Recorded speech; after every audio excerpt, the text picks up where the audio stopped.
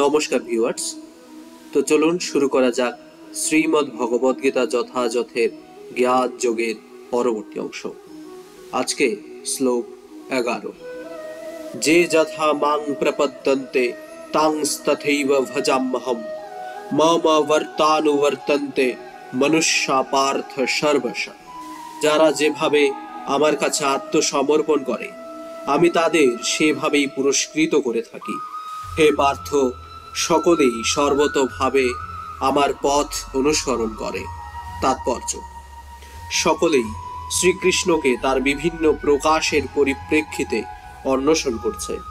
পরমেশ্বর ভগবান শ্রীকৃষ্ণকে তার নির্বিশেষ ব্রহ্মজ্যোতি রূপে এবং অনুপরমাণু সহ সর্বভূতে বিরাজমান পরমাত্মা রূপে আংশিকভাবে উপলব্ধি করা যায়, কিন্তু তার শুদ্ধ ভক্তেরাই কেবল শ্রীকৃষ্ণকে পূর্ণরূপে উপলব্ধি করতে পারেন। অন্তিমে শ্রীকৃষ্ণই সকলের উপলব্ধির চরম লক্ষ্য। তাই যে যেভাবে ভগবানকে পেতে চায় তার সিদ্ধিও হয় সেইভাবে। অপ্রাকৃত জগতেও ভগবান তার শুদ্ধ ভক্তদের ভাবনা অনুযায়ী তাদের সঙ্গে ভাবের বিনিময় করে থাকেন। সেখানে কেউ শ্রীকৃষ্ণকে পরমেশ্বর জ্ঞানে সেবা করেন, কেউ সখা বলে মনে করেন, কেউ সন্তান বলে মনে করেন, আবার কেউ প্রেমাস্পদ বলে মনে করেন। শ্রীকৃষ্ণও তেমনি তাদের বাসনা অনুযায়ী তাদের সকলের ভালোবাসার প্রতিদান দেন। জড় জগতেও সেই রকম বিভিন্ন ধরনের ভাবের বিনিময় রয়েছে এবং ভগবানও বিভিন্ন উপাসকের ভাবনা অনুযায়ী তাদের সঙ্গে একইভাবে ভাবের বিনিময় করেন। ভগবানের শুদ্ধ ভক্তেরা অপ্রাকৃত জগতে এবং এখানে এই জড় জগতে ব্যক্তিগতভাবে ভগবানের সান্নিধ্য লাভ করে তার সেবা করতে পারেন এবং তার প্রেমময়ী সেবায় নিয়োজিত হয়ে অপ্রাকৃত আনন্দ অনুভব করতে পারেন। আর যারা নির্বিশেষবাদী এবং যারা তাদের আত্মার সত্তাকে বিনাশ করে দিয়ে আধ্যাত্মিক আত্মহত্যা করতে চায়, শ্রীকৃষ্ণ তাদের তার ব্রহ্মজ্যোতিতে আত্মোৎসাৎ করে নেন।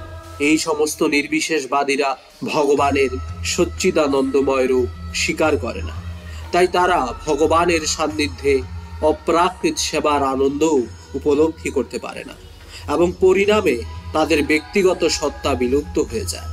তাদের মধ্যে যারা আবার ব্রহ্মেও বিলীন হয়ে যেতে পারে না, তারা এই জড় জগতে ফিরে এসে তাদের সুপ্ত বাসনা চরিতার্থ করতে সক্রিয় হয়। তারা অপ্রাকৃত জগতে প্রবেশ করার অনুমতি পায় না, কিন্তু এই জড় জগতে এসে আবার কার্যকলাপের সুযোগ পায়।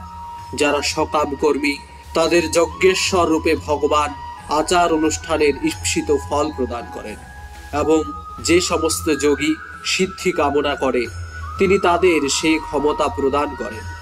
অর্থাৎ সকলেই সাধনায় সিদ্ধি লাভ করার জন্য ভগবানের করুণার উপরেই কেবল নির্ভরশীল এবং পরমার্থ সাধনের বিভিন্ন পন্থাগুলো হচ্ছে সেই একই মার্গে সাফল্যের বিভিন্ন স্তর মাত্র।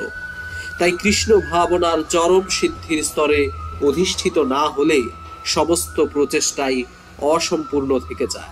শ্রীমদ্ ভাগবতে এই সম্বন্ধে বলা হয়েছে, অকাম সর্বকাম বা মুখ্য কাম উদারধি তীব্রেণ ভক্তি যোগেন যজেত পুরুষং পরম।